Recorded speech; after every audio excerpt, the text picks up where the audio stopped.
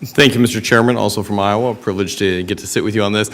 And Chairman Benham, thank you so much for joining us. I know testifying in Congress, never the highlight of everybody's week, but we are learning a lot from you on this front, so very much appreciate it. I want to begin that, I get to serve in two roles, both here on the Ag Committee with digital assets as well as on the Financial Services Committee, looking at what the SEC is doing in this space as well.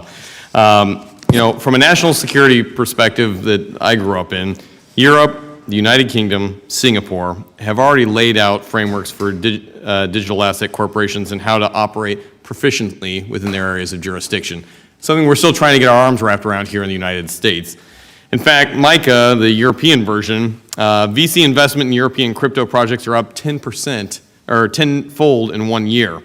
To my Iowans back home, these are American jobs, American corporations, American innovation that are fleeing offshore because, in my opinion, a rogue SEC chair is trying to expand his overreach, arguably for maybe a specific role in the SEC ahead of this legislative body, and I find that concerning. To make this point crystal clear, I met with a founder earlier this week who is contemplating moving his workforce to Europe because the U.S. is too unpredictable as a result of what Chair Gensler has done. Additionally, we saw just in the last quarter alone nearly 25% of capital in this market flow outside the United States. This should be concerning for every American, and it clearly means that there is a lack of understanding what the regulatory environment looks like today and could look like in the weeks ahead. So as we move forward, I'd like to just begin with some of the challenges that we've seen here. We highlight that there's a lack of clarity in this area, but ultimately we should be able to pinpoint pretty directly. I've asked two of your colleagues this, and I've gotten different answers. So I'd like to begin with kind of the easy question here at the beginning, Mr. Chairman.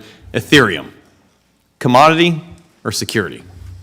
Congressman, I've said repeatedly, I believe Ether is a commodity.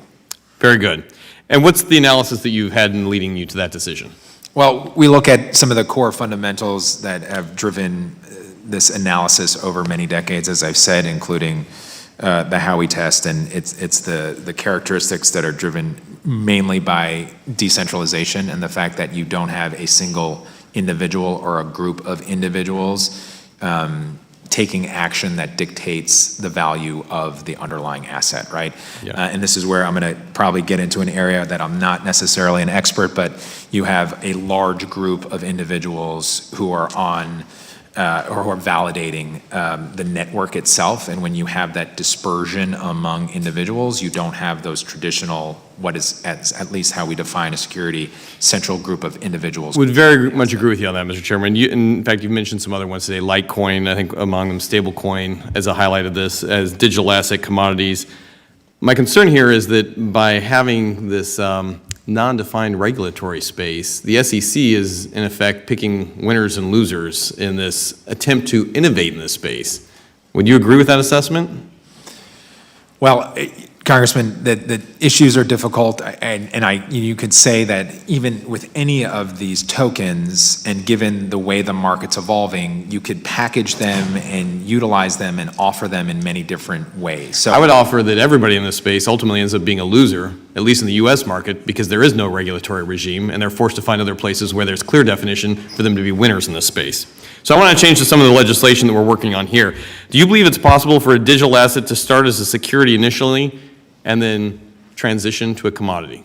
I do. All right, very good. Do you believe that Congress should be the driving force in enacting clarity in this space, or the SEC?